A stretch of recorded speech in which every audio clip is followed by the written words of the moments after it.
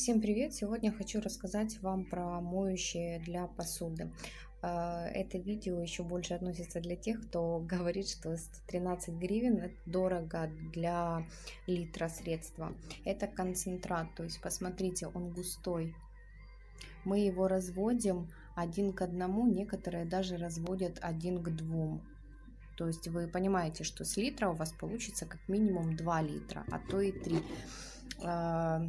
Это средство очень хорошо удаляет жир даже в холодной воде.